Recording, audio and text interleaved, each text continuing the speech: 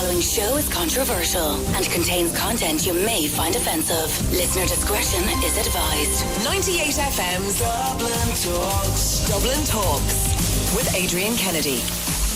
We're here again. Good morning. How are you this morning? I'm Adrian Kennedy, and between now and midday today, this is 98 FM's Dublin Talks, the mid-morning talk and phone-in show for Dublin, by Dublin, and about Dublin. And if you want to get in contact with us, you can send us an email right now to dublintalks@98fm.com. You can also send us a private message to our Facebook page, which is facebook.com/Adrian K and Jeremy D. Now, here's a rundown of what we're going to be covering between now and 12 on Tuesday's show. In a moment, would you intervene if you witnessed a racist attack on public transport? Well, it happened on the Lewis on Sunday afternoon. Nobody in the carriage helped, apart from one man. I'll be talking to him in just a moment. Stop giving children and loved ones pets for Christmas. We have shocking figures for you in just a while. I couldn't get over this. Of the amount of dogs that were handed into Dogs Trust in the first 3 months of this year. In other words, nearly 900 people got a dog for Christmas, and by March they just couldn't cope anymore and they wanted to give it back. And you know the expression, a dog isn't just for Christmas, it's for life. And never a truer word had been spoken. I want you to think long and hard before you decide to give somebody a dog as a Christmas present. I didn't even realise so many people do it, but yeah, apparently they do. The commitment in having a dog, really, it's actually in some ways harder than having a child, to be honest. Also want to talk to you about tipping etiquette over Christmas. Who do you tip and who don't you tip? Do the bin men still get a tip? Because I have to kind of work that one out. I never see our bin men. They just kind of pulled up outside and off they went. Anyway, what about your barber or your hairdresser? Do you give them a tip? We'll talk about tipping etiquette over Christmas in just a while. After 11, we'll be going live to Newry, where thousands of shoppers from the south are crossing the border. They're literally going in their droves this year. Last year, we spent close to €450 million across the border. Seriously, it's a lot of money. Anyway, we have a busy show between now and midday today. It's 98 FM's Dublin Talks. I'm Adrian Kennedy. Sinn Féin councillor Daithí Doolan has opened up about an incident that he witnessed on the Lewis on Sunday. And it has sparked off a debate about why people don't intervene when they witness someone being attacked or racially abused. I want to read out Daithí's post. On the Lewis on Sunday, heading home from town, a young Dublin man started getting very aggressive with an older African woman. I was in a different carriage but could hear the ugly racist insults. I went down to the woman to offer support and check she was all right. Then he started to scream at me. I was one of a few who offered the woman support. Most people sat in silence doing nothing. I stayed with her until things calmed down. The ugly face of racism is here and amongst us. It's on the street, on the bus, on the Lewis. We need to step up and challenge it. Sitting in silence is not good enough. And just before I go to Daithí, I have him on the line here, I want to put this to you. If you saw a racist attack on, for example, the Lewis, or just on the street or at the bus stop or whatever, would you intervene? Would you try and support the man or woman who is being racially attacked? Or would you stick your headphones in your ears, turn the volume up really loud and ignore the whole situation? Because, according to what Daithí Doolan has said, the majority of people on the Lewis on Sunday afternoon did exactly that. They just did nothing, basically. And I'd love to hear from you on this on 6797981. Would you intervene, or would you just mind your own business? Call me right now on 6797981, or text us exactly what you would do. I want you to put yourself in this situation. You're on a Lewis on a Sunday afternoon, and some guy starts getting lippy with an elderly African woman. Do you sit there, mind your own business, or do you actually go over and see if she's okay and try and calm the situation down? Text or WhatsApp your what you would do to 0877 98 98 98. 0877 98 98 98. Councillor Dahi Doolan joins me on the line. Dahi, welcome to 98 FM. Tell me, if you will, what happened. Well, it was on Sunday afternoon. I was coming home from town with my two young boys after doing some Christmas shopping back towards my Drimna, and we were in the set in town, and I heard this very loud commotion in the next carriage, and what I could hear was like racist abuse, which I won't necessarily go into on air. And I looked down, and there was an older African woman in her maybe 50s and a younger Dublin man shouting abuse at her, shouting about get out of my way, using racist slurs, and all she was saying was, listen, I'm just apologising. I just said I was sorry, and he was shouting abuse. So with that, I sat my two boys down. I went down and gave her my attention. I wasn't going to confront him. I wasn't going to challenge him. My priority was to make sure she was okay, that she was supported, that she felt she wasn't isolated. So I went down and just checked in with her to make sure she was okay. She was very, very upset. She was welling up with tears, obviously. And then he stood up and started shouting at me. Started giving me abuse, but I just chose to ignore it. I thought I didn't want to make the situation worse. I didn't want to make the woman more uncomfortable and more threatened, with more tension. So I just kept focused on her and remained calm. And a few other people stepped in as well. But I think most people were either frightened or shocked or sat in silence.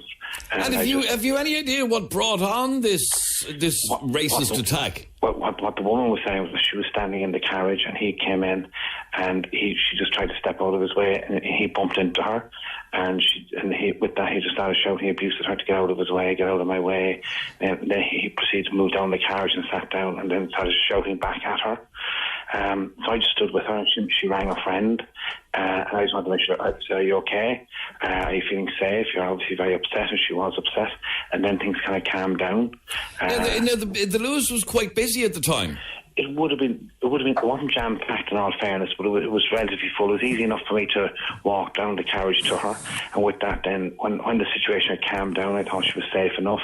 I went back to my place, and a few people did say, listen, well done, or fair play to you, and also that she felt that there's some support or solidarity there for her. And also other people, I really think other people, when we see this racism or racist attack or verbal racist abuse, we really need to stand up and show solidarity with the people. And were you surprised by how few people actually got involved, like yourself? To be honest, I was, and I fully understand it. I mean, some people might feel a bit shocked, a bit frightened, but I tend to have it in me that if I see an injustice, if I see something wrong in a public place, a private place, those who know me would agree, I tend to step in and try and either calm it down or show solidarity with the person who's under attack. And I think, unfortunately, only last week, I brought to the attention of Dublin City Council a recent report that was issued by the EU, which paints a very poor picture of Ireland, where it shows that Ireland is the second most dangerous place to be black in the EU. The EU did a report entitled Being Black in the EU, and 13% of black people in Ireland have reported being suffering racist assaults, and that's the second highest in the EU after Finland. So that was kind of, I suppose, in my mind. I thought, I made a decision, to be honest. If I see racism, I need to confront it. Just as if I see homophobia, I tend to challenge it, or sexism, I tend to challenge it. Is there not a risk, and I do understand what you're saying, that not many people, bar yourself, even got involved to try and console the woman. Isn't there a risk of encouraging people to do the same thing that you did? Well, I think I don't think it's a risk encouraging people. What I just made a fact. Well, then I'll rephrase it. They're taking a risk. Well, I suppose it's of course, and people need to make their best judgment. I'm not saying that people need to start attacking or having a go at people who carried out the racist attack, but also my focus is clearly on the woman. And I approached her calmly and sensibly, speaking directly my conversation towards her, speaking calmly towards her. I didn't address him at all. I didn't attack him or challenge him at all. I think that's the secret. We need to show solidarity with people who are bearing the brunt of racism. Racism is here. It's in our workplace. It's on the Lewis. It's on the buses. And since I did put that note up on Facebook, I got overwhelming support, which is wonderful to see and wonderful to hear and wonderful to read.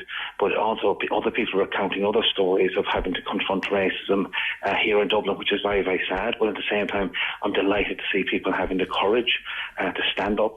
Mind you, it's one thing to offer support to you on social media. It's quite a different matter when it comes to actual support in a situation like that on the Luas. Absolutely. I mean, I think you're right there, but people need to make up their own minds on that.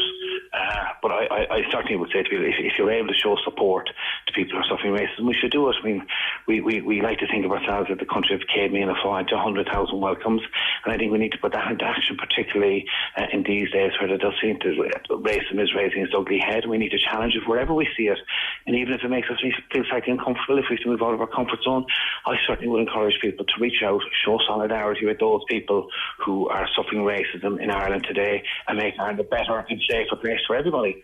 Sinn Féin Councillor Daithí Doolan, thanks very much indeed for joining us on 98 FM. Thanks, Adrian. Bye-bye. All right, now that's what happened on the Luas on Sunday afternoon. And to hear Daithí say that Ireland is the second highest in the EU after Finland for how safe it is for black people. That's very, very worrying. Let me read out a few of your messages. And, I mean, people say these things. I don't know how true they are. I would put him asleep with the best right hook he ever received and then make sure she is okay, says, I think that's Rambo signed that. You see, I don't believe that. I don't believe people are going to do that. I don't believe people, and it was proven by what Daithí had to say, that there was nobody there helping. John, you're on Dublin's 98 FM. How are you, John? Good morning. John, if you saw somebody being verbally, racially attacked on a Luas, what would you do? Well, to be honest with you, I'd stay out of it. Why? I don't believe it. I wouldn't get up and do it. Well, I had an incident here with a 6-year-old child who was being kicked by a 12-year-old. And I went over to the parents' home, and they were African. And I got told, you don't know how the neighbourhood works. So, do you know what I mean? And then I'm told I'm racist because I knock at the door complaining. What are you supposed to do? So you would, what would you do? Stick your headphones in and turn them up really loud and hope it all goes away? No, that's what I'd say to him, leave it out, like, do you know what I mean? Well, I wouldn't get involved in it for what? Nothing to do with me. No, so, okay, You know. you heard the way Daithí Doolan described that. Somebody bumped into, he bumped into the woman or the woman bumped into him, and he led off this tirade of racial abuse at this woman, an elderly woman. That's totally wrong. All you do is turn around and say, I'm sorry about that and walk. Yeah, but obviously, that's what most of us would do. This dickhead decided to attack the woman and give her all sorts of verbals. Anyway, so as far as you're concerned, you would just stay out of it altogether. I'd love to hear from you on 6797981. You can text or WhatsApp us on 0877 98 98 98. 0877 98 98 98. Now, Jennifer, you are mixed race yourself. Mm-hmm. Yeah. And what do you make of that story of this woman being attacked on the Luas and nobody bothering the arse to intervene? I see it all the time, to be honest. I'm not surprised. And that fact that chap says about it being the second most racist, I well believe that. Now, I've never experienced it myself, but I've seen it on the Luas. Darker people, African people, probably Nigerian, stuff like that, have often got abused. And have you ever done anything? Well, I have. One time I seen a lady, a gang of young fellas got on and they were telling her to get up off her seat, and I just kind of watched it for a couple of minutes maybe, because there were grown men there, so I was thinking maybe one of those would do something, and there was going on, so I just got up and walked to where they were and told them that she wouldn't be getting up off her seat, and I told her to stay where she... Yeah. And did any of the grown men do anything? No. They were just watching. No. Nobody. And like I said, Daithí Doolan mentioned a second ago that after Finland, this is the most dangerous country in Europe to be black, which really shocks me, I have to say. Does it shock me? No, actually, the more I think about it, it probably doesn't shock me, because I think that is the case. I think that if you are black here in Dublin in particular, there's an element of society that literally looks down its nose at you. 100%. And you've seen this, you've witnessed it with your own two eyes. Yeah. And do you think that, Dáithí Doolan is basically saying it's time for us to stand up, be counted, and don't allow this sort of racism to continue. Is he right in saying that, or can you understand why a lot of people just pretend it never happened? I can't understand. You know, you don't know what kind of, what these little scumbags are going to do or what they have in their pockets. So I can really understand why people would mind their own business, especially men against men. Me as a woman, I was probably thinking at that time, well, they're men, they're, a group of young fellas, they're probably not going to hit me or whatever. But they still could have gave me the same abuse they were giving that lady, because, I am the same colour as her, maybe not as dark. Probably the fact that I have a Dublin accent, they didn't, abuse me. So I think it's racist towards, it's not just the colour, it's, where you're from. Black people from Dublin, I don't think see it as much. Okay, let me read out a message. This kind of annoys me because we're quite happy to talk to this person. We're quite happy to give this person some coverage, but this person isn't answering their phone. This message came into us on WhatsApp and it says, I was racially abused on the Dart and robbed by a black gang from Balbriggan. I don't see any media discussing this. It works both ways. I'll never ever vote for Sinn Féin again. And that's after what Dáithí Doolan was saying. That's from a guy called Pat. Pat, I am quite happy to give you the airtime now to raise it, to discuss it. But you're not answering your phone. Pat, we'd like to talk to you. We've rang you 3 times and you're just hanging up on us. How can we possibly give it coverage if you're not going to talk to us? Anyway, 6797981 is our telephone number. You can text or WhatsApp 0877 98 98 98. Grace, you yourself are a black lady. Yeah. And this happens all too often. Oh, it happens too often, I say. But we are all not the same, so some of us know how to stand up for ourselves, So, and I'll be very good at that. I went through something terrible by this time last year. Like, I was just driving on a path, and a lady was before me.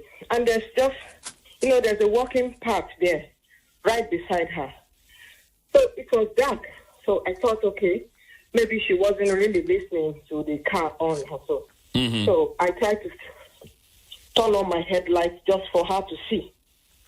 And then she looked back, she noticed I was a black lady. She just came to the door, and I wind down, and she's like, how dare you press the on on me? You're not in your country. Just get out of here. I just parked my car and I came down. I said, look, lady. I said, I have to talk to you. I said, you're an elderly lady. She should be in her 60s. You know what I mean? And I told her, look, you should be an example to your generation and to your children. I'm sure you have grandchildren. You don't do this in the public. I said, this is a disgrace. And she was looking at me. How dare you talk to me? I said, yeah, I have to talk to you. You dare not talk to me like that too.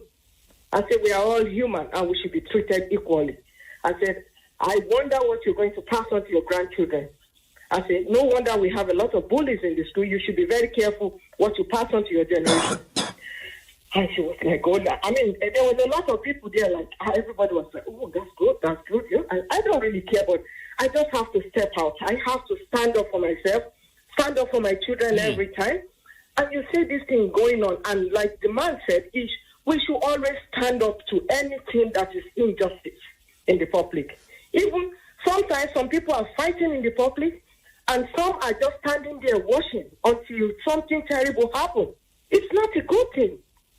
We should always stand up for each other to make sure we eradicate evil attitude in the society. it's very important. And it seems, from what I'm hearing, and in fact we're being flooded with calls here, that this is a major, major problem that isn't getting discussed enough. But John, you want to highlight the exact opposite, and this is, I'm going to talk to you straight after the break. This is the issue to do with black gangs.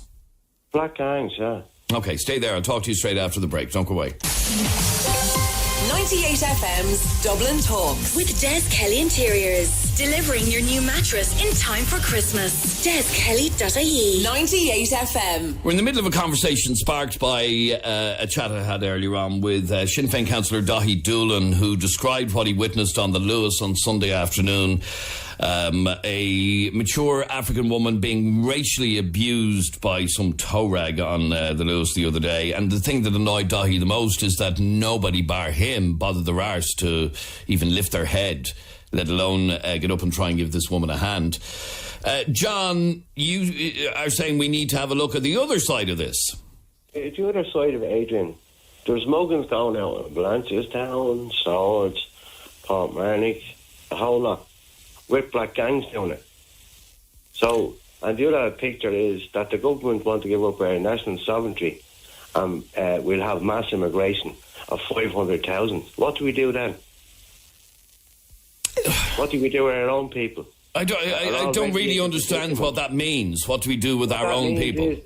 Our own people are out there on the street now, homeless and that. And now they're going to bring all these other people into the country, which they've already done. Okay, I heard a story only Hang on for one second, John.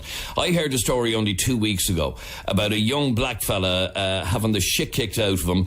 This young black fella was born and bred in this country. He's 18 years of age and he had lumps knocked out of him a couple of weeks back. Now, do you think it's okay for an Irish guy to be attacked like that? No, I do not. Adrian, I don't think it's okay for anyone to be assaulted like that. I believe in live and let live. You let me live and I let you live. Just get on with life. You know, but it's only going to get worse. What do you mean it's only going to get worse? It's only going to get worse. If they bring in 500,000 people or 100,000 people into this country next year, and then in 15 years, they're going to multiply to about 250,000 people. We're going to have nothing. I think you're running away with yourself now, in fairness, John. I don't think so. Oh, I do think so. You're running away with yourself. No, I'm not. Africans make up a very small percentage of the population of this country. What would you have done if you were on that Lewis and you saw that woman being... Oh, if I seen that, the likes of that, where someone bumped into someone and he just verbally abused her, I just told him to stop and leave it out. Do you know what I mean? I mean, all that took was, I'm sorry about that, and that's the end of it. Stay there for a second. Ed, you're on 98 FM. Hi, Ed. Adrian, you know what? I have to say, I think I've been very disingenuous towards Irish people. Yes, absolutely, racism exists. But I think very much it's the exception rather than the rule. Now, Hang on, Ed. I gave out a figure earlier on. In fact, Dahi Doolan gave out a figure earlier on that that Ireland is the second least safe place to be black in Europe. Listen to that. Adrian, hold on a second. I meet more people than the average person driving a taxi, and I always make it a point on asking quite a lot of foreign nationals, whether they be African or whatever, have you ever experienced racism? And you know what? Hand on heart, the vast majority, at least 80% of them, say no. So, I mean, you're making Ireland, you are portraying Irish people as verbally and racially abusing all foreign nationals, literally, that step foot outside their hold on. It's just not true, Adrian. It's just not true. So how is Ireland Adrian, the second least safe place to be black in Europe? Adrian, hold on a second. Racism works both ways. I agree. Right? Both ways. I personally was only recently racially abused by a Arab stroke Middle Eastern man at taxi rank, right? When he called me, and I quote, a dirty white Irish racist prick, because I wouldn't do an illegal turn for him under an AMPR guarded camera. Now, that's not the first time that's happened to me, and it's not the first time it's happened to many people, white Irish people, especially taxi drivers. I personally have had a woman accused me, and I actually called the police on her. She wouldn't pay the fare, an African woman, and said, if you don't let me off the fare, I'm going to tell the police you call me a nigger, which is not true. And look, I don't doubt that happens, Ed. I don't doubt that has happened. Well, then give that equal publicity to what you do when you run down Irish people, Adrian, because you are simply not telling the truth. That is the exception rather than the rule, Adrian. There are arseholes everywhere, and arseholes can be white, black, green, or pink, or purple. That's it, Adrian. And look, Ed, I'm not denying the fact that this happens in reverse, and that was the point that John was trying to make as well. However, what bothers me is to hear of a woman being verbally, racially attacked on a busy Lewis on Sunday, and nobody even lifting their head. What are we afraid of? Adrian, hold on a second. I've been on taxi ranks with African and Indian drivers and Irish people would actually walk away from them, and we would say no. We would send them back up to the African or the Indian driver and say, no, you have to go with that person. And we would force them. So, look, I mean, there are things like that you simply just don't publicise. And you know what? You run down Irish people, Adrian, way too often. Have you got it off your chest now, Ed? Yes, I have, yeah. Good. Thanks. Good luck. Thank you. Anyway, thank you very much indeed, all of you, for your calls. This is a problem, and I don't care what Ed says, to be quite honest with you. It is not acceptable, A, for somebody to be verbally, racially abused like that, but B, for people to do nothing about it. Absolutely nothing about it. And like people ringing our switch, 98 FM, stop spewing lies. They don't even believe the story. Whatever. Seriously, I despair sometimes. Anyway, next on the programme, Gardaí are probing claims. Get a load of this story. This is on the front of some of the newspapers today and covered in most of the newspapers. Gardaí are investigating claims that a well-known Irish sports star raped a woman in Dublin. That's the headline in many of the papers today. To find out a little bit more, I'm joined by Craig Farrell, Irish Sun journalist. Craig, welcome to 98 FM. Thanks very much. Craig, what do we know about this? It's a fairly dramatic headline. Well-known Irish sports star may have raped a woman in Dublin.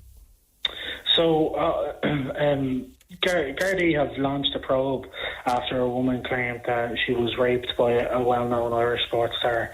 The incident allegedly happened in the early hours of Monday morning between midnight and 2 a.m. and it's believed that the woman, who is in her 20s, was out socialising with a group of friends before going to a hotel in Dublin city centre. And the attack is alleged to have taken place at a premises on the south side of the city. The woman went to her local Garda station yesterday to report the incident, and Gardaí at Pearse Street in Dublin are now investigating. Okay, so this alleged attack, and obviously all of this is alleged at this moment, is alleged to have taken place in a hotel, is that right? That's correct, yeah, in a hotel on the south side of the city. Okay, and the woman was subsequently taken to the sexual assault treatment unit at the Rotunda for treatment. Can you tell me more about that, or is that all we know? That's all we know at this time. Now, I was reading elsewhere that the allegation is being considered as extremely credible. That is correct.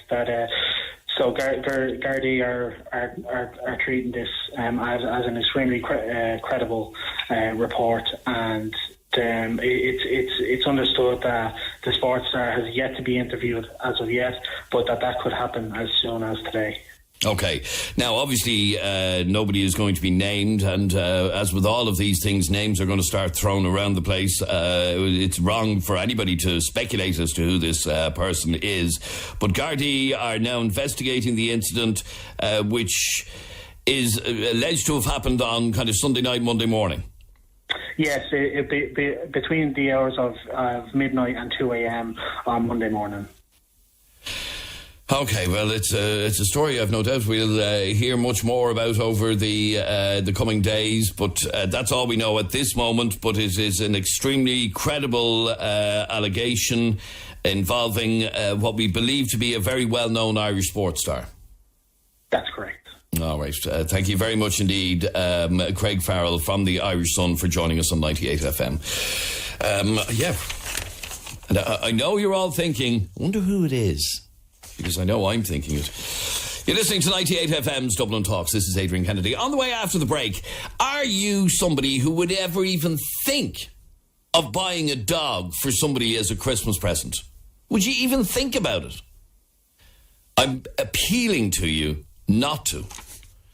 Because, well, I have some shocking figures for you straight after the break about how so many people do it. And the people who get them as a gift go, oh, geez, I can't cope with this. Stay with me. I'll be back in just a second. 98 FM's Dublin Talks. With Des Kelly Interiors. Delivering your new bed in time for Christmas. DesKelly.ie. 98 FM. And this is Adrian Kennedy with you until midday today. If you want to get in contact with us, by the way, you can send us an email to dublintalks@98fm.com. You can send us a private message through our Facebook page, facebook.com/Adrian K and Jeremy D. Now, next on the programme, Dogs Trust, which is Ireland's largest dog welfare charity, has announced that they are to suspend, get a load of this is how big a problem this is, they are to suspend the rehoming of dogs from their centre over the festive period. And the idea of this is to prevent people rushing out to get a dog for Christmas. Now, I never actually thought that people gave Christmas presents of dogs, but apparently this is a huge thing. I want to find out a little bit more about why this is happening, why Dogs Trust have decided to suspend the rehoming of dogs from their centre over the Christmas period. Ciara Byrne from Dogs Trust joins me on the line. Ciara, why? Yeah, Adrian, we found a 30% increase in people looking to book their dog in January alone in 2018 compared with the previous year. We received so many surrender requests throughout the year. Apologies. We had 2,840 surrender requests this year alone, and almost 900 of those calls and emails were in the first 3 months of 2018. Unfortunately, we're not able to take in all of those dogs because we're full to capacity. We collect 2/3 of our dogs, in fact, from throughout Ireland, from the pounds throughout Ireland. So just unfortunately, we're just full to capacity. We can't take in all of those who call us looking to surrender their dog, I'm afraid. Okay, so in the first 3 months of this year, nearly 900 people wanted to give up their dogs. Exactly, they did.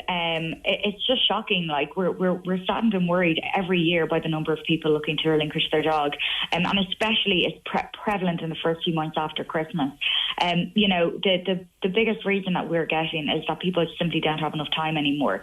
So that's why we're just urging people to really, really think long and hard. You know, a dog is a lifetime commitment. It's a big responsibility. It could cost you up to €10,000 over the course of their lifetime. So, you know, it's a big commitment to take on, and we really just urge people not to do that, not to take on a big commitment like that coming up to Christmas, to wait until the new year if you're still thinking of getting a dog. And the one thing that we've discovered in our house over the last number of years is having a dog, or two dogs as we have, is like having a child in the house again, because you have to get them minded when you go on holidays, and there is a huge amount of commitment. This is it. And, you know, especially at Christmas when you're particularly busy, you know, dogs need to be, especially young dogs and puppies, or any new dog to a new environment in a new house needs to be, you know, it needs that basic training, you know, toilet training for a start. They need to be socialised properly, getting them used to all of those everyday things, you know, to become a well-rounded dog and a happy dog. And Christmas, often people have the best intentions, but it's just simply not a good time of year, and they just don't have the time to put in those you know, those requirements. Apart from that, I mean, there's decorations around, there's chocolates, and chocolate is toxic for dogs. And there's gifts, and we all know dogs love ripping open gifts. You know, and there could be hazardous things there that they could potentially, you know, chew on or choke on, worst case. But, so that's why we're just putting that out there to please, don't get a dog for Christmas. It's a phrase that's actually, it's the 40-year anniversary of the phrase or the slogan, "A dog is for life, not just for Christmas." And that was coined by Dogs Trust 40 years ago this year. And sadly, it's still as relevant today as it was then. Okay, so for anybody who thinks it might be a lovely, cuddly gift to buy for a family member, it is a huge commitment, and you need to think strongly about it. I'm actually shocked, to be honest, to hear that 2,840 people put in surrender requests, which means 2,840 people who got a dog who just couldn't cope with it. Well, this is it, and again, that I'll say it again, that the reason that we were given for most of those requests were that people simply didn't have enough time anymore. So that's why we really, really do. We can't say it enough. Please do think long and hard. I mean, do a lot of research the breed of dog that you're getting in particular. Some dogs require an awful lot more exercise than other dogs. A lot of people don't know that greyhounds actually are really big couch potatoes. They only require like a 20-minute sprint, and then they're pancake on the couch for the rest of the day.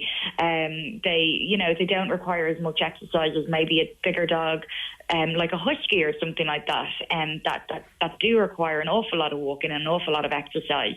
And it's when they, when big dogs that require an awful lot of exercise decide that they're not getting enough exercise, that's when we start to see those behavioural issues start to appear. People, can't cope with the dog because it's been a little bit, maybe a little bit more destructive out of boredom, and that's sadly when we see them coming through our doors and we see them being surrendered or worse still, abandoned. All right, so the message is if you can't take on a child, you can't take on a dog, because it does involve that sort of commitment. It does, absolutely. All right, well, Ciara Byrne from Dogs Trust, thanks very much indeed for joining us on 98 FM. Thank you so much for having me on. And it is shocking. I couldn't believe when I heard those figures earlier on that this year alone, nearly 3,000 surrender requests, and that's people wanting to give up their dog. 3,000 surrender requests this year alone. And the question is, why did you get the bloody dog in the first place? You have to have the time and the energy and the effort to look after a dog. And if you're even thinking about buying a dog for Christmas, don't. That's the message. Aoife, you're on 98 FM. Hi, Aoife. Hi, morning. Aoife, you work in a veterinary hospital. I do indeed. And what did you want to say? Well, as well, as they're saying, people decide to get new puppies for Christmas. Unfortunately, there is a growing trend, and you see it every year in every veterinary hospital, and a lot of people don't talk about it, but there's actually generally a culling of old dogs before Christmas period. So, really? Yeah, Christmas week, generally, you get your old dogs in, and people bring the dogs in and say, it's been a bit slow, or, it's been off its food, and they bring it in, and you can see by them they're looking for a reason to try and get the vet to say, well, maybe it's their time. And a lot of times the vet comes and goes, no, it's got arthritis. Here's your list of medications you can try. Here's a list of different things we can try. And they're like, no, I think it's time, yeah. And yeah. Really? Like how many are you talking about? In Christmas week, you're at least 10 dogs, I would say.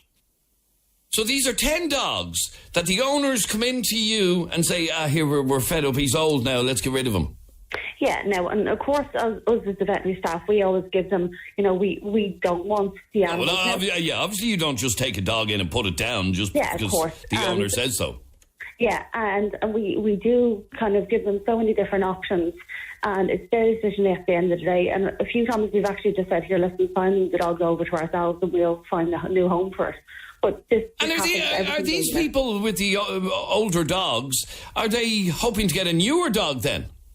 Quite possibly. Now, in some circumstances, the dog, unfortunately, is, in pain and suffering, and sometimes we can't do anything for it. And there are some genuine cases, but just say only maybe one or two of those are genuine cases, say out of the 10. Wow. Okay, that's the other side of the coin. It's not just puppies, people giving puppies as gifts, but then older dogs being disposed of, basically. Yeah, that happens every year, and it's Christmas week. It's like we know what's coming up, and we're like, oh God, it's this time of year again. And for the week, we feel absolutely terrible because this is not something we want to do. You know, we're there to look after animals. And again, back to the woman's point, you know, people are getting puppies, and again, we see it every time of year. You know, they bring them in and they're gorgeous, and they grow tired of them, and they don't know how much they cost. Like, I have 2 dogs, and one of them, you know, I've worked out the expenses. So without, you know, I'm just talking about the basics. So their insurance, one of my dogs is on a lot of medication, their food, anything that's out of the order, that's just the standard, is about €150 a month.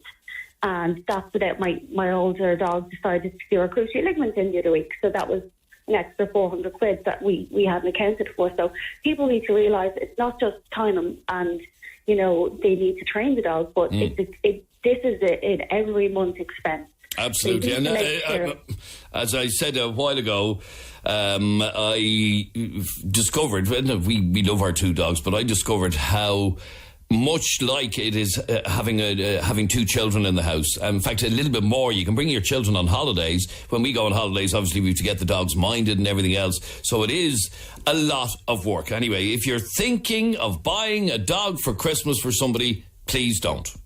Okay, let them get their own dog after Christmas if that's what they want to do. This is 98 FM's Dublin Talks. I'm Adrian Kennedy.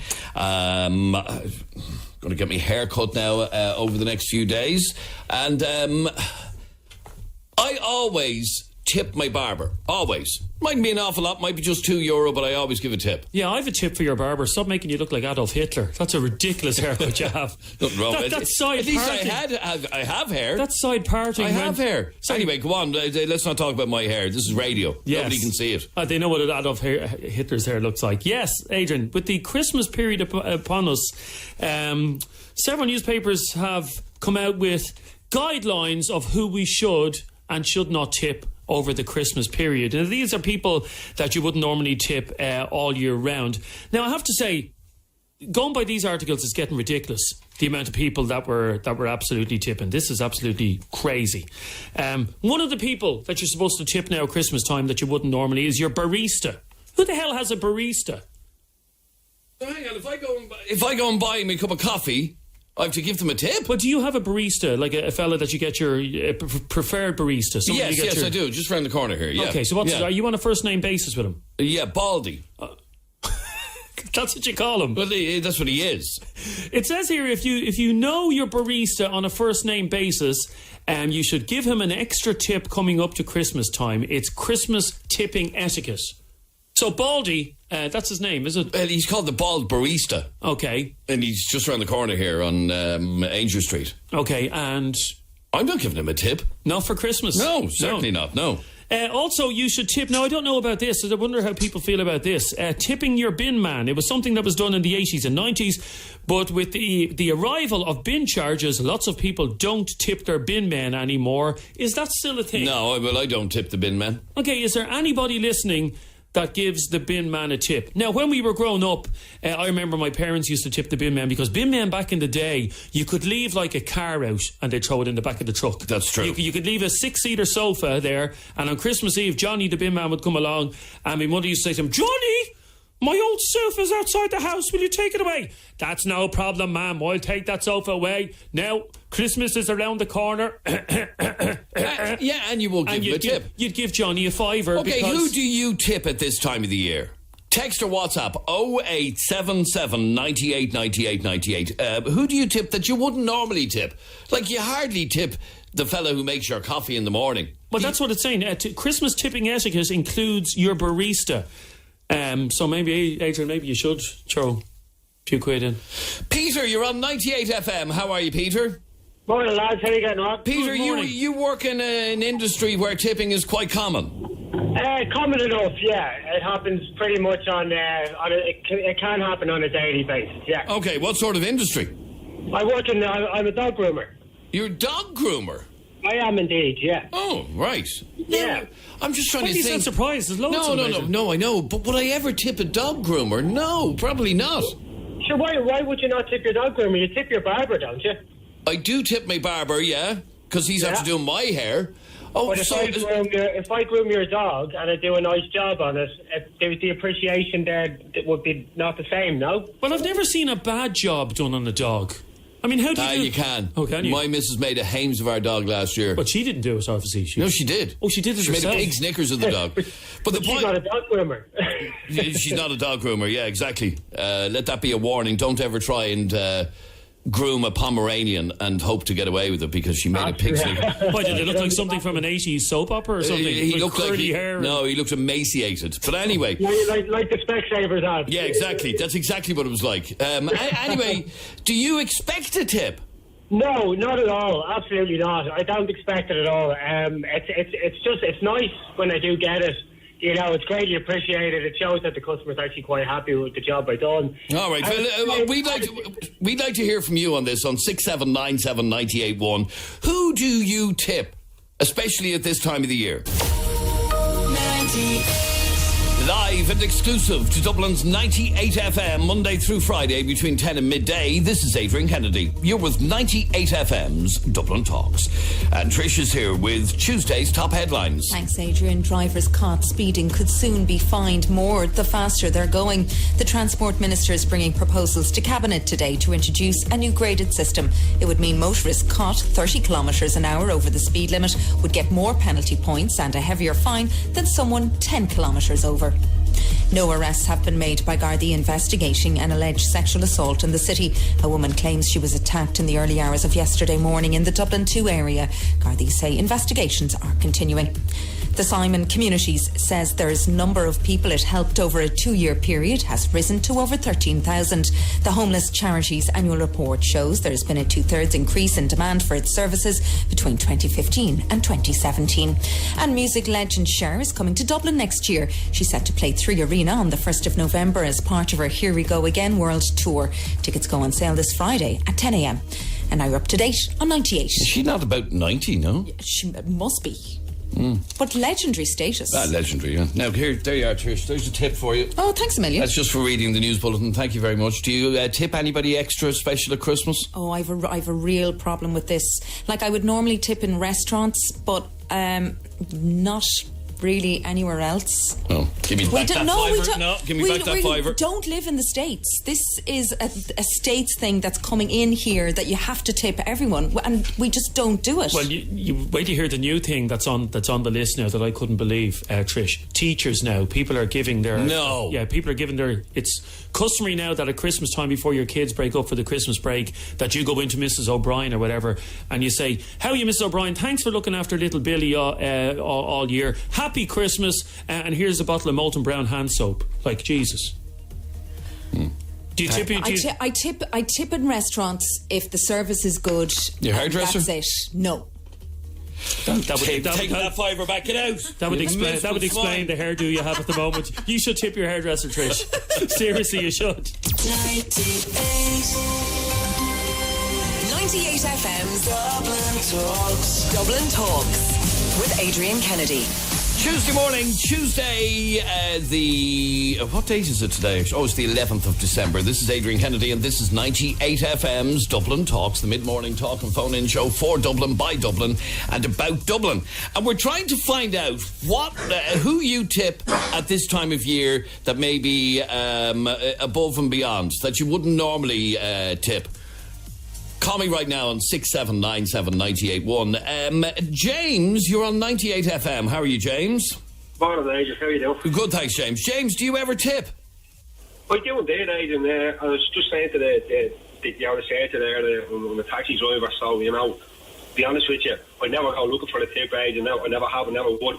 But there'd be very few days where you wouldn't get some sort of tip, you know, And okay, as a taxi driver, is the tip like, if their fare is $14.80, they let you keep the 20 cent, or would it be a fiver? Or well, to be honest with you, Adrian, I just done my first job there this morning from the airport, and just taxiing on my way back out at the moment. But dropping a chap over from England over to John Roxton Sea there, and it was like €22, €23. He gave me €30. Oh, very nice. So, as I say, I always, I'm very appreciative of it. But just that the girl, the newsreader was there saying, obviously because I go from the airport most of the time, especially in the summertime, you meet a lot of American tourists, you know. And I've had occasions where they give you a fiver like standard, and I always say thank you very much.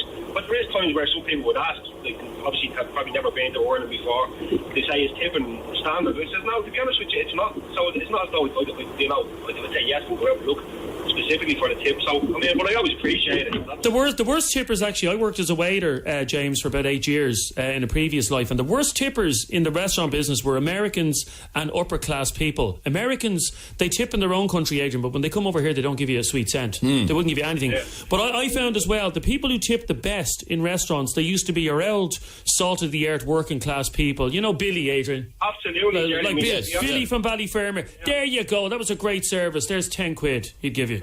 But Jeremy, to be honest with you, I don't want to. I'm not looking to start the mad round, but you're absolutely right. I've had situations over the years where I'll be dropping out here, upper end part of the city, and people would be. In some occasions, people actually arguing over 20 or 30 cents, and I said, to be honest with you, you keep it. I'm not that stuck up for you. But that's why they all live in big houses, because they don't tip anybody. Well, that's how they afford the houses. Now, would you, for example, James, would you tip the barman in your local? To be honest with you, this is the truth. I don't really get out much of the youth between kids and work. So, but if it was going out, especially at Christmas time, Yeah, you see, that's something I wouldn't do. No, in my local, I wouldn't ever tip the barman. No, Adrian. Sorry, Ian and Nigel and John. Jeez, so many people serve you drink. That's like an army. Ian and Nigel and John. I'll give you a tip. But did they all carry out a keg together? Now, Adrian, here's one that's on the that's in the article. I don't know. Do you have a PT? A PT? Do you have a PT? No. Clearly. What's a PT? Personal trainer. No. In the industry, we call them PTs. You're supposed to tip your PT. And that is the only person I will give a tip to at Christmas time, my PT. Because he works all year round to get me in shape. He has me in the fantastic shape I'm in at the moment. You're not. You're back down. Stay here. So no tip this year? No. So you shouldn't tip No, in your fact, you should ask for a refund. Callum, you're on 98 FM. How are you, Callum? What's the story, Adrian? Callum, I've discovered I never tip the barman in my local, but I do tip the person you tip. Who is? Sorry? Who do you tip? Oh, the barber, yeah. Yeah, no, I always give my barber a tip as well. Yeah, 100%. Like, you look after you all year round, Well, no, I always give them a tip all year round. Yeah. No. You know what I mean? My haircut is €14, and I just give it a 15, But last year at Christmas, if you look after you all year round, you have to give them something. So where do you get a haircut for €13? Yeah, that's all mine is. My haircut is 28 quid. 28? 28 quid. You should get a reduction on that as well. No, my barber's is it's 11 on Thursday, and it's 13 the rest of the time. Callum, name the barbers where you get a haircut for 13 quid. It's called Cartel up in Eden, Derry and Uffy. Well, I'm not driving to... I wouldn't drive to... Yeah. It's a bit of a spin. See, I used to live up there, you know what I mean? And I can only... Are you one of these people that goes in and gets a wash and blow dry, Jeremy? Oh, yeah, absolutely. Oh, but that's... What? You have no hair. What's the point?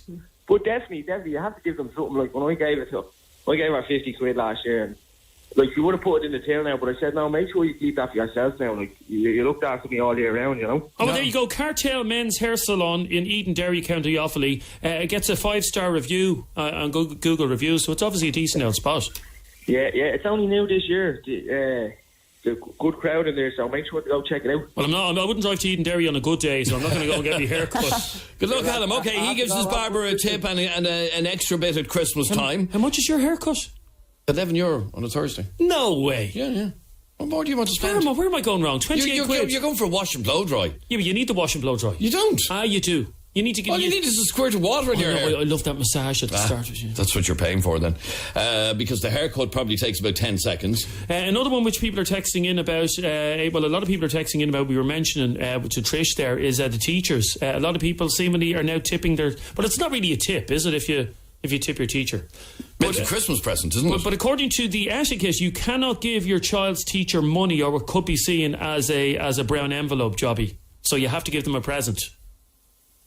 Suppose so, yeah. Paul, you're on 98 FM. How are you, Paul?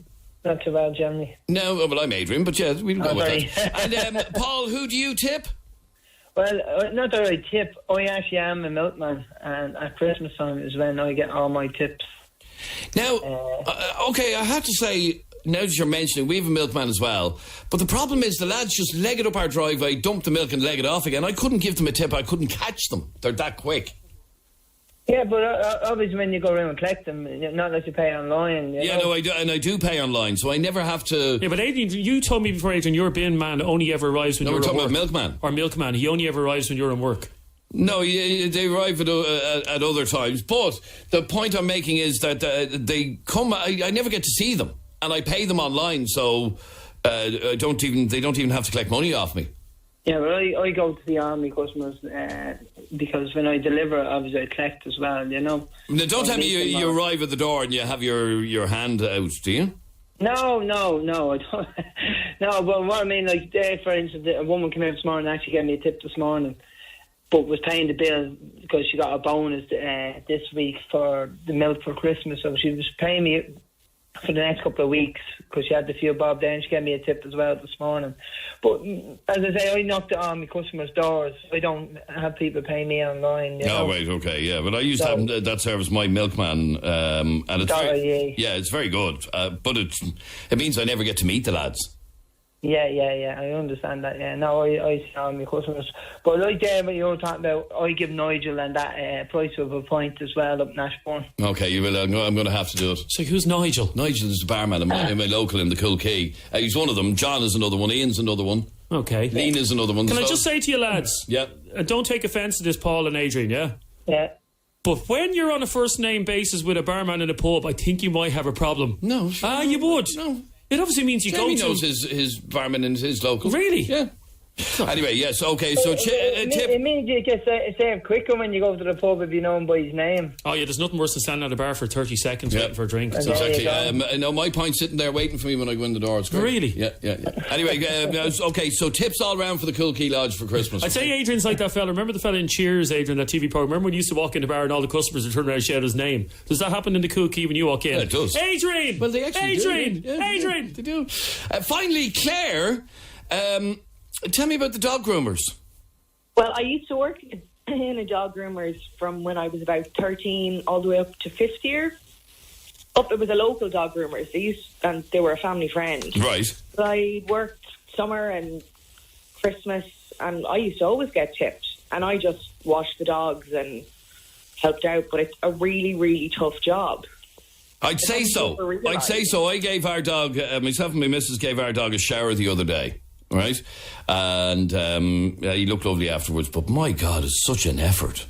People don't realise when they drop their dog off and they come back looking lovely and smelling lovely. It usually takes about an hour and a half. You're washing them, you're cutting their hair, you're trimming it all, making them all smell lovely, and they poo and they bite you and everything. It's not like getting your hair cut. You tip your hairdresser and think, oh, thanks Sharon for making my hair look lovely, and then you have your little dog biting the hand off some poor dog groomer and you're giving them nothing. And okay, so you used to get tips. I would have never, I have to be honest with you, I'd have never thought of tipping a groomer, but you've put me wide to that now. Yeah, because the dog groomer would never say, because people are so defensive over their dogs. A dog groomer would never say, oh, your dog bit the hand off me, or, pooed on my grooming table. You just get on with it. Yeah. All right. Very good. Thanks, Claire. I'll remember that the next time. Our paper delivery lad, he's lovely. We give him a tenner and he does be so happy, says Martin. Is there many people actually get papers delivered now? I thought that was a complete thing of the past, to be honest. I tip the postman. I work in a bar in Temple Bar, and I make a minimum 50 to 60 a day in work, and should get more over Christmas for putting up with the office crowd and their 12 pubs and all that rubbish, and people who only go out once a year. I tip the barman in my local too, and my window cleaner. And one last one, sorry, just one more here. You should tip your bar staff. The rubbish we have to listen to from most customers says that message. And why does she need to be tipped? Surely she charges a fee for her dog grooming. I know, but think of You heard what she said, but what they have to put up with. Anyway, thanks very much indeed for all of your calls, comments, texts and opinions. This is 98 FM's Dublin Talks. Oh, sorry, one more message. Please tip your waxer, your beauty therapist and your hairdresser. And that's obviously from somebody who is a waxer, a beauty therapist and a hairdresser, I should imagine. Now, next on the programme, are you one of the thousands of people who has already made the journey this year to either Newry or Belfast or Armagh to do your Christmas shopping? Reports in already from shops across the border are showing that cross-border shopping is back in full swing this year, with more people crossing the border in Southern Reg cars than last year or the year before, it would appear. We're getting a good rate on sterling at the moment, so now is a good time as any to drive up north for some bargains. Now, in a moment, we'll be crossing live to Buttercrane Shopping Centre in Newry, where we'll be talking to a member of staff who is busier than ever changing euro into sterling for shoppers from the south. Now, figures for the Christmas period of last year showed that we spent 418 million euro up north. Irish shoppers spent that amount of money across the border. And the figure, it appears, is going to be even higher this year. Now, before I talk to Colin, we have a few questions for you. Did you do any cross-border shopping this year? If so, did you actually save any money? Because I'm always debating about whether or not you save money, considering you have to put diesel or petrol into your car to get up there. Now, I know if you live in Dublin, it's only an hour away. But did you actually save money? And what do you make of the fact that over 400 million euro is being spent by cross-border shoppers crossing the border? And in fact, if anything, it could be about €500 million this year being spent across the border. Where's the patriotism? I mean, you're giving your tax money to Downing Street, aren't you? 6797981 is our telephone number. You can text or WhatsApp the programme on 0877 98 98 98. 0877 98 98 98. I'm dying to hear from people who've been up there, or maybe you're somebody who, on a point of principle, doesn't go shopping up north out of a sense of patriotism. Either way, I'd love to hear from you on 6797981. I'm joined on the line by Colin News from the Bureau de Change in the Buttercrane Shopping Centre in Newry. And any of you who've been across the border will know exactly where that centre is. Colin, a busy year so far this year? Definitely today, yes. We're absolutely manic today. I couldn't even really get time to speak to you earlier on. But yeah, the rate it's gone in the Southerners' favour, so it's now 80 at 75 and it's on the rise. So yeah, it's definitely good news for the people coming up north. And have you noticed a considerable increase in volume of people compared to, say, this time last year? Yeah, of course, yeah. There's I wouldn't know the exact figure, but yeah, the rate is definitely helping people come up. I know that, you know, if you do a bit of shopping up here, the value of goods compared to down south is cheaper by a couple of pounds. So it does make sense if people come up and do, you know, a couple of £100 worth of shopping. So yeah, it's you know, the town and the border area is improving with shoppers all the time coming up from the south. So it's great news for us. Now, in terms of the sort of person that's coming to your till to change money, what sort of ages are we talking about, or is it right across the board? I mean, it is right across the board, but we, I'd say typically we get sort of more kind of middle-aged to older range customer. I'd say they're our largest customer base, but yeah, it's right across the board. We don't age discriminate, obviously, so anyone can come into us. But I would say it's sort of middle-aged to the older age.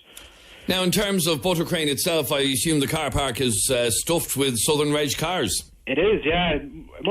A lot more so at the weekend. I think at the weekend the percentage-wise is about 50-50, but during the week then it's more like there's about 33% of the cars that are Southern Reg. So I mean it's good to see, and you know obviously at the weekend people might have a bit more time to come up when they don't have work commitments or whatever. So it's maybe a bit easier for them to come up at the weekend. That's why you see the increase at the weekend. Okay, so because of the current sterling rate, which, as you said, is continuing to decrease against the euro, it's worth our while travelling up. Yeah, definitely, yeah. There was there was sort of studies done on it last year, just on the general basket of goods, like I said, and it's a couple of quid, so it's like £4 or £5 on a general basket of about £70 worth of shopping. So if you do come up here and make it worth your while, then you're going to make a decent bit of saving, and that's what we're seeing.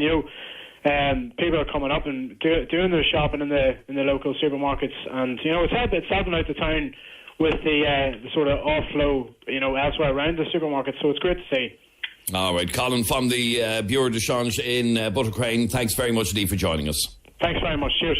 After the break, we'll be talking to people who have shopped up north already, toys and drink and everything else. Back in just a second. 98 FM's Dublin Talks. With Des Kelly Interiors. Delivering your new mattress in time for Christmas. DesKelly.ie. 98 FM.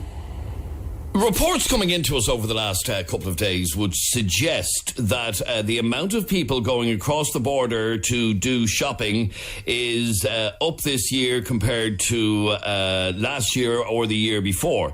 And we're trying to understand why. Is it worth your while travelling up north to do shopping? Maybe you're on your way up there right now. Give me a call on 6797 981 if it's safe to do so. Now, JD, you didn't go up the north. Where did you go? We went over to Manchester, Adrian. You went over to Manchester to do shopping? We do every year, yeah. I have relations in Manchester, and I get to see them, stay in their house overnight and come back the next day and do all my shopping over there and one in the Trafford Centre. Now, do you drive over? No, get the boat, get it the plane over, about 65, 70 euro can be returned. But how do you bring back all your gear then? You do, but you bring your case with you, an empty case with you. Me and her bring an empty case with us. Off you go. I did just a hand luggage, right? A case, and we put everything in there, and we do it every year. We've done it the last 4 years. 5 years, sorry. 5 years. Okay, not as practical. You wouldn't be buying drink and slabs of beer and all that. No, definitely not. Now, what we do is we buy clothing for us and the grandkids and everything. Okay, so you do a lot of shopping, but it's not really a practical answer, though, for most of us, is it? If you want to buy drink and stuff like that. No, but come here. Why would you go to north to get drinks? In some stores over here, there's 2 trays for €50. And then you get a tenner off, so it's €40. Yeah, exactly. So it's no point going to the north for that. You know what I mean?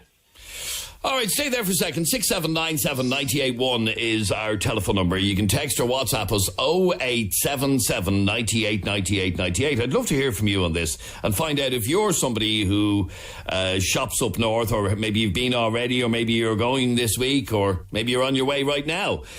David, you're on 98 FM. How are you, David? Grand, yourself? Good, thanks, David. You have done your shopping up there? Yeah, I only went there last week. Got all my bits I needed, barred the food and all. I got all the presents, got clothes, everything. I went up to Antrim. And, a bit different. You work in the city, it's nice for a change, it's once a year. Doesn't cause any problems, Once a year, it's nice to go and get a change. You're not doing anyone else one business down here because you're not going up every week. You're only going, as I said, once a year. I know, but it's once a year probably to spend a fair few bob, isn't it? I spend a few quid and I probably get all the clothes, the presents, all the bits and pieces I need. Come back to Dublin and then do all my food shopping then. So you're still technically spending your money in the shops down here. You're just doing some shopping. You're splitting it. It's like people who go to Lidl and someone goes to Tesco and then Lidl and Marks. You're just splitting your shopping to different shops, And that's what we do. We go to do half our shopping out there and then the food, the drink will be done in Dublin. So I don't see the problem with it. I think people are too quick to moan nowadays, and it's just, if you don't want to do it, don't do it. Don't begrudge other people who do. You see, loads of people believe it's very unpatriotic to be spending all your money up north. It's not really. Come on, let's be honest. If we work in the city, if you work in the city, it's like a business holiday when you have a day off. You don't want to go back in the city. You're there every day of the week, and it's nice for a change of scenery. Nice drive up, or it's a nice train journey up, or whatever way you go. Nice for a day off, a day away from the city, And it's nice to see different. I'm not saying it's all different shops, but I spent a few quid when I was up there. Certain things in certain shops would be a lot cheaper up there. And, Okay, so as far as you're concerned, there's nothing unpatriotic about it at all? No, come on, not really, no. I think it's a very silly way of going about saying unpatriotic. No way. Unless you're going every week and not spend a single dime in Dublin, not at all. It's once a year. Who's a killer? No. We're still doing your shopping in Dublin. You're still getting all your food. You're still getting your drink. all you're doing is a little kind of presence, and you know, I don't do the problem. I just think people are too quick to have a little moan and groan nowadays. Well, stay there for 1 second, because Tom, you buy a lot of stuff up north. A lot of stuff all the time. And I go up the north for everything, and it's amazing the amount of people I meet from the 26 when I go up there, because I'm well known. And, like, it's a disgrace when you have to do that, because I can go up there and I can buy parts for my car, everything, a quarter of the price they are in Dublin. A quarter of the price? A quarter of the price. I take it, for instance, right, I needed a DPF for my car, for the Chrysler the other, a year ago. And in Ireland, it was 4,500 to buy it and 2,000 to fit it. And I can fit it myself.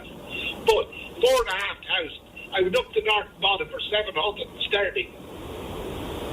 Really? Yes, and you can buy everything.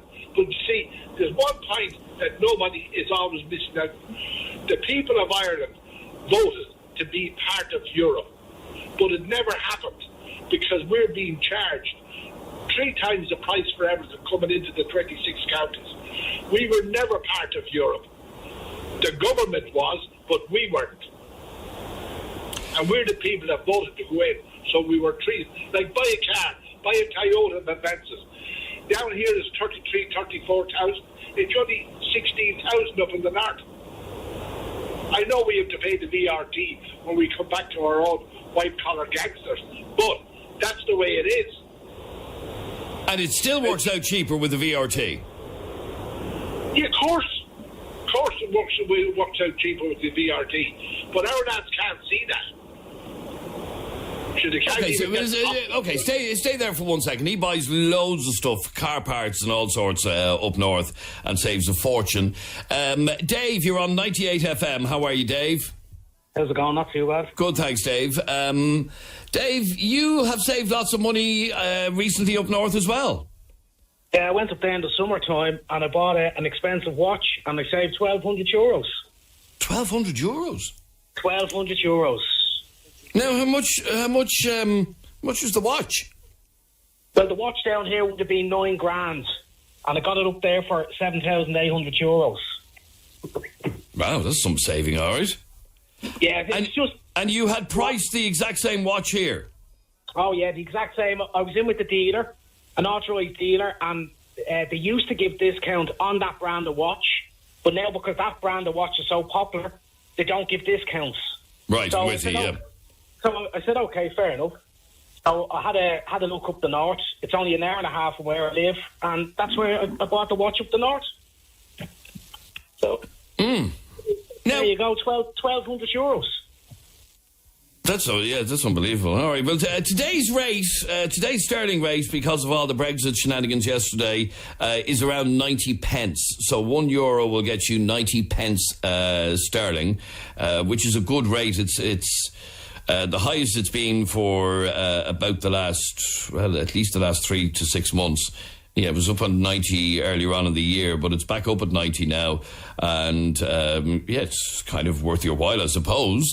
Pádraig, you're on 98 FM. How are you, Pádraig? Hello, Pádraig. Yeah, sorry. Good morning, sir. Good morning. How are you? Pádraig, have you been up north shopping? No, I was just listening to your conversation there, Adrian. It's absolutely outrageous. Sorry, what's outrageous? These Mayfainers, for want of a better word, to save a few quid and not to spend it in their own country, you know?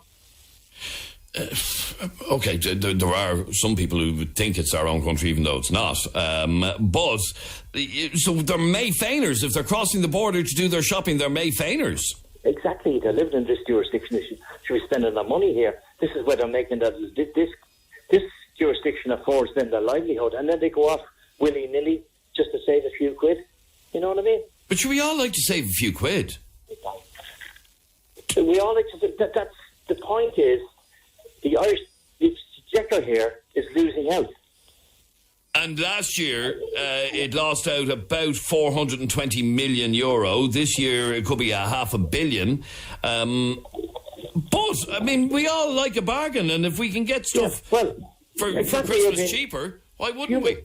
Human nature being what it is, people are Mayfain and greedy. And of course they're going to go north or south or east or west to get a deal. The point is, if they're gainfully employed in this jurisdiction, they should be spending their money here. And of course there is a solution for this with this Brexit shenanigans, that we should have an ERA exit. I'm sure you've already heard of this party. They're going places shortly. And all this problem can be solved very quickly, Adrian, because I can an educated guess, in the space of 5 years, this failed concept of the EU is going to implode and we are going to leave it. But at the moment, the Irish are too thick to realise. They think this is a panacea, economic panacea.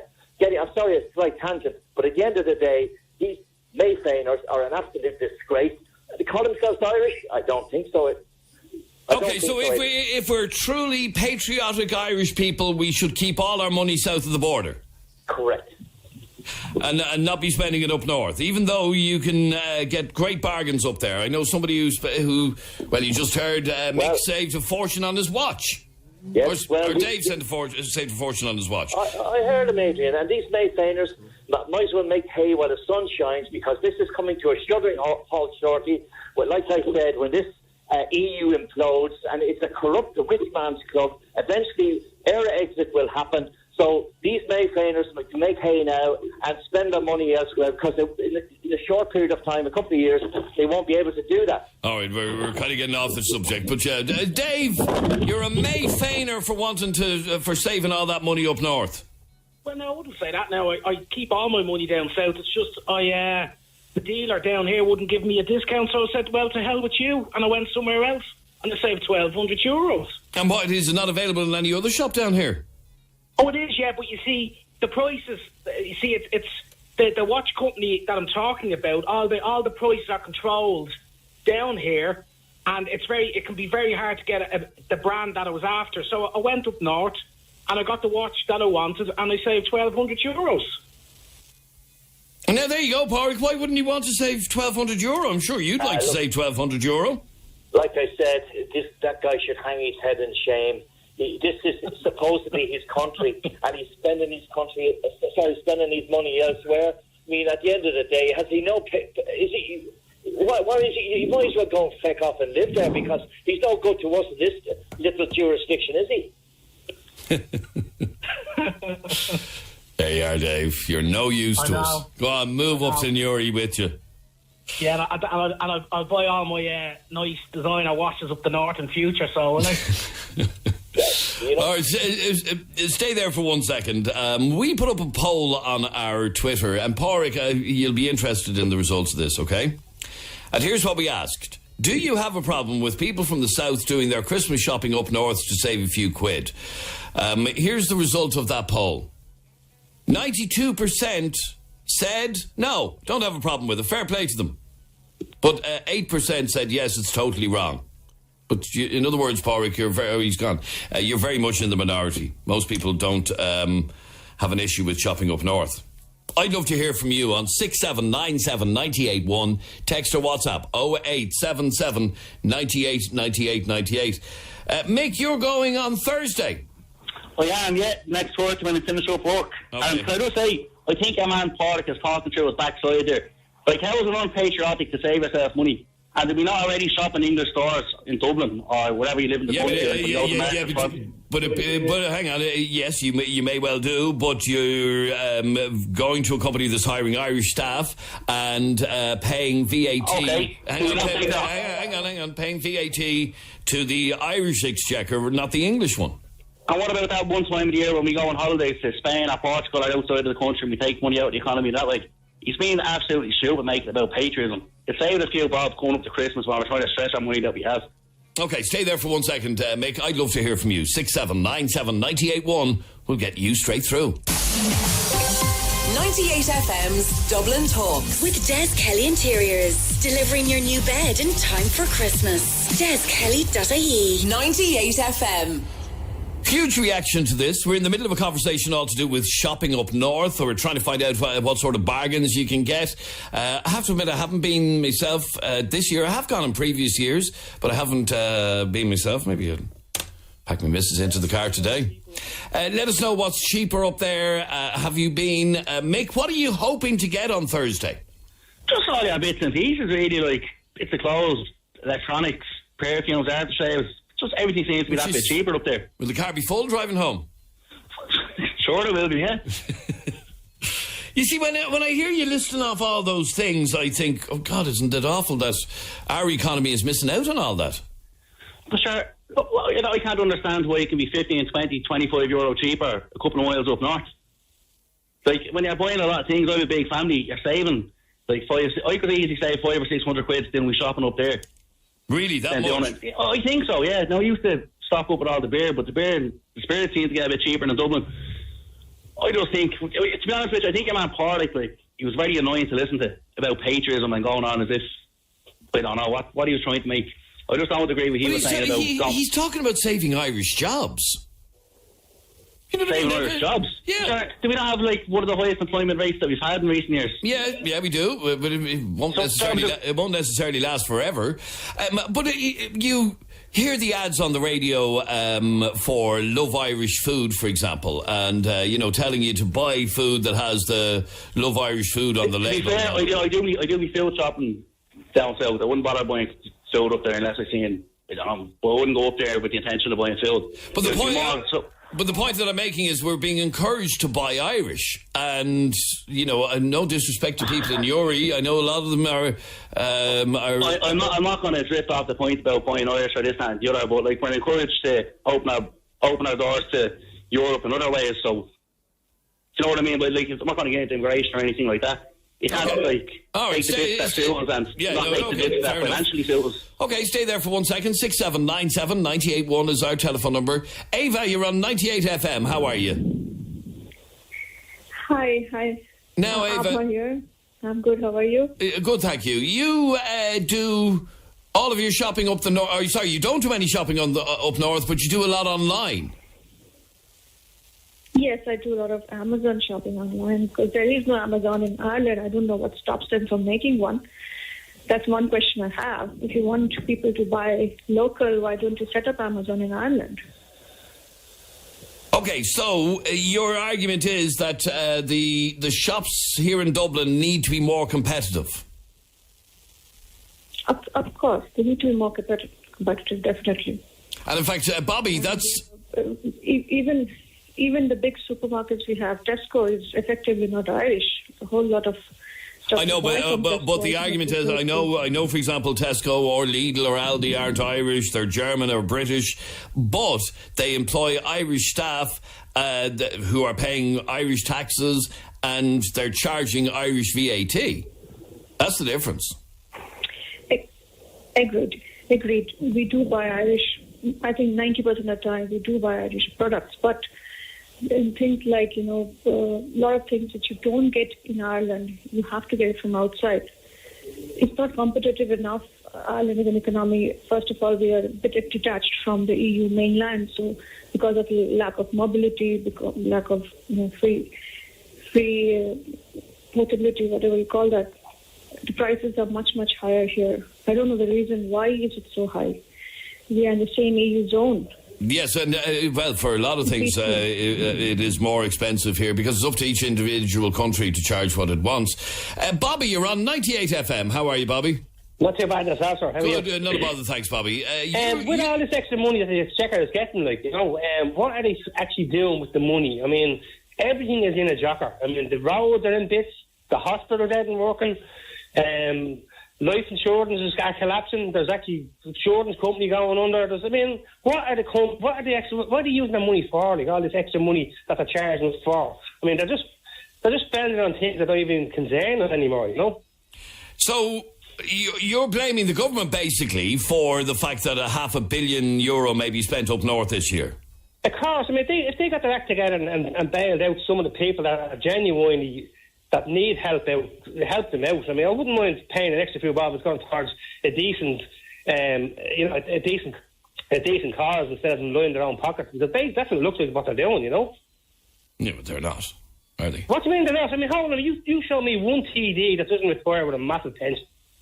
No, yeah, they do that. I won't argue with you there. What do they do to earn that pension? Absolutely nothing. The same with anybody. The higher you are up in a job in this country, the more you get away with, no matter what your job is. The higher you are up in this country, they actually look down at you and they can get away with literally murder. And it's not right, you know what I mean? We should do what France are doing. We should be out there burning buildings.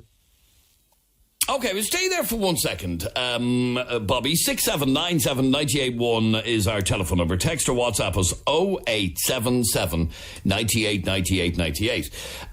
Let's find out how big an issue this is. And here's what I want to do. I want to ask you this simple question. Will you or have you shopped up north this Christmas? Just text yes or no to 0877 98 98 98. 0877 98 98 98. Will you or have you shopped up north this Christmas? I'd love to hear from you. All I want you to do is text the word yes or no to 0877 98 98 98.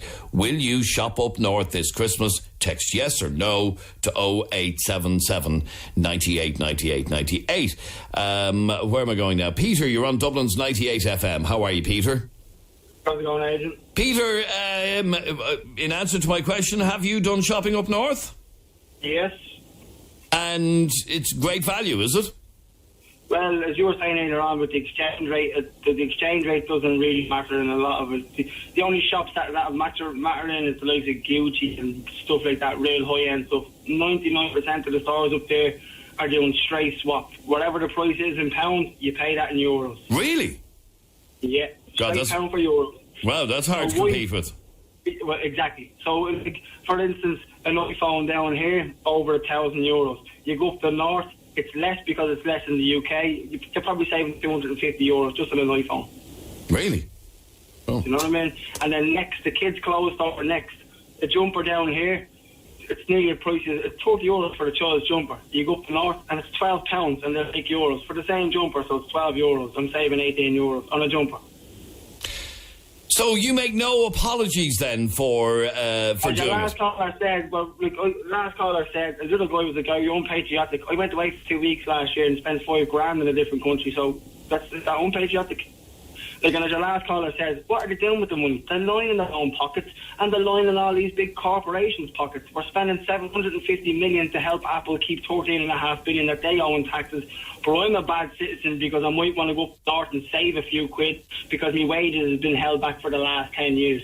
Do you know what I mean? So you can't, like, the likes of this belittling people and telling people, no, you have to do this, but we can do whatever we want. Like, you have to keep your money in the country because of the tax pool, but it's cool for... Okay, but what about the... it's not as big a problem here in Dublin, but certainly once you get outside of Dublin, you go to any provincial town around the country, and they're all decimated. They're all in bits. They've all got boarded up shops. You cannot blame people looking to survive and people looking to save a few of their own money. Do you know what I mean? For going up. You have to blame the politicians. That's whose job it is, to keep these little towns... But hang on, if $500 million in shopping is going across the border this year, that has to have... I was in Ballina and Mayo a couple of weeks ago, right? Obviously it has an effect, Adrian. You're basically extracting money from... That's the point I'm making. That's exactly the point. Yeah, I can understand that. But how can you say to me, here, Peter, sit next in the Pavilion Shopping Centre and pay €40 for €20 it was, for one jumper, when I can drive 40 minutes or 50 minutes up the road and get that exact same jumper for €12. All right, stay there for 1 second. I mean, it is difficult to argue with, Peter, when I hear, people saying stuff like that you can get an iPhone for 250 quid cheaper up the north. But I just worry when I go outside. People are doing this since the crash in 08, Adrian, because people need to save their money. And as the last caller said, if the state were to if the state made it a legal obligation for the €15 minimum wage, where's that money going to go? Straight back into the economy, because the normal Joe so spends their money every day, and then they'd have no reason to go up the north because they're making a decent living to pay for the fees that it takes to live in Ireland. All right, stay there for a second. Seamus, you're on 98 FM. How are you, Seamus? Not too bad, and yourself? Seamus, originally from Derry, but living here in Dublin. Indeed. And you still do all your shopping up north? Most of it, majority of it. And you back and forward home all the time, or do you just nip up to Newry? No, I go back up to Derry to see my family and stuff, and then bring stuff back with me. Okay, so you kill two birds with one stone, basically. I do indeed, I. Do you ever buy in Dublin? I do quite a bit during the week and stuff, and I'm out working about, you know. Okay, but if you have an opportunity, if you're going to be up the north, you will do most of your shopping up there if you can. I do about 80% of it. Okay, so what sort of things do you buy? I buy clothes. You're saving about 30-40%. You're buying food. You're saving a good bit there too. But also vehicles, cars, vans. You're saving, like, an average car. You take a BMW or something down in Dublin, it'll cost you an average of 30 to 40 grand. Up north, you buy it for 21, 22,000, you know. But you have to pay the VRT then when you can bring it in. You pay the VRT, but still you're saving a lot of money. That's a lot of money that can be kept within a family to raise your children, put them to school, to pay for private education, stuff like that. Now, I totally get this. I've done it myself. I've actually, the car that I'm currently driving is actually a UK import. I don't think it came from the north, it came from England. But again, like that, it is much cheaper than the identical car from the Irish market. And I get how that, but I can also see, if you look at the car business, I can also see the devastating effect that importing cars from the north and from the UK is having on the car business here. Well, you took into buying a top of the range car in the south and a top of range, the same car at the top spec in the north is twice the times of the spec in the south. So for the full money that you're paying in the north, you're getting a higher spec of a vehicle than you are in the south. So why can people not go up and buy what they want, get a better spec for less money? You know, like that's another gain off it, you know. No, I know, and like I said, that's why I'm in the car I'm in now, because it was higher spec than you'd get here, and but I do see, because I know people who work in the car business, and I can see the direct impact of bringing cars in from the north and from England is having on the business here. Hannah, you sent us a picture in there a couple of moments ago of a label. Oh, yeah. My God, the big difference. Yeah, go on. What did you want to say, Hannah? No, basically, myself and my mum go up to Belfast, Victoria Square every year. And just for instance, if you're looking at a Topshop label, the pound to euro, it's shocking. So pound is equivalent to €89 or 89 pounds, sorry, and to euro it's 93. Okay, so let me just explain what this is. Sorry. So this Topshop label has a charge of £42, and it also then says €57. But £42 in today's rate is actually only €47. Yeah, absolutely. And then I sent in another picture as well, and there's one there, Topshop label for €89, which is equivalent, or 89 sterling. 89 sterling, yeah. £93. But Topshop is actually charging €125. Yeah, wow. That's some difference, all right. So this label says £89, and when I do a currency converter thing here, £89 is about €100, but they're charging £125. Yeah, so you're always actually... And that was from a shop here? That was just from recently, yeah. Yeah. Actually about 2 weeks ago. So, yeah, why wouldn't you spend the money they're charging in sterling up north, and at the rate you're getting today, it's working out dramatically cheaper? Yeah. And my mother as well, she looked at a dress online in a shop, and it was €400, and up north she got it for 280 sterling. And is it worth it then with the travel and all that? Absolutely, you're up there within less than 2 hours. Well, in fact, let me talk to a woman who was up there in Belfast just 2 weeks ago. It was well worth it, Siobhan. Oh, definitely. I go every year. Sometimes twice, 3 times a year. Oh, definitely. Right, okay. And did you... So how much money would you have saved? Well, on games alone, like the games up down here are €70. My son is PlayStation mad, and that's all he wants for Christmas, and you're getting them up there for about 45 sterling. So it's about €50. So it's €20 in each game. So why would you pay it down here? Okay, so it is worth it. Oh, definitely. We have a day out as well, so it's good. Well, yeah, that's true, I suppose. Yeah, it's a good day out. But I go out every year, and I might even go up next week now up to Nori, up to Sainsbury's for wine and stuff as well. Okay, there's no keeping you here. No, I work in retail down here, but I see how much we're written off, and it's crazy. I actually work in a UK shop in Ireland, and even everything that we pay, we're paying through the nose in Ireland. It's crazy. All right, thanks very much indeed. Okay. Should probably be back up again before Christmas. Let me give you the results of our poll, where we asked you, have you or will you be shopping up north? Let me see. 40% of you said yes. 60% of you said no. Okay, 40% still is very high, who will be shopping. Now, just before I go today, how have you got your Christmas lights up outside your house yet?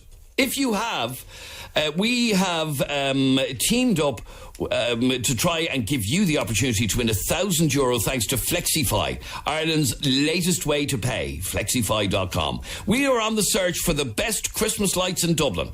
As the city lights up this December, we need your help to find the most festive house in the capital. What I want you to do is take a picture and nominate your favourite right now at 98fm.com/Christmas lights. 98fm.com/Christmas lights. Get your photographs into us as soon as possible, and €1,000 with thanks to Flexify, Ireland's latest way to pay, could be yours. We're back again tomorrow morning, 10 a.m. Barry Dunn is next. In the next hour, he's great music lined up like these.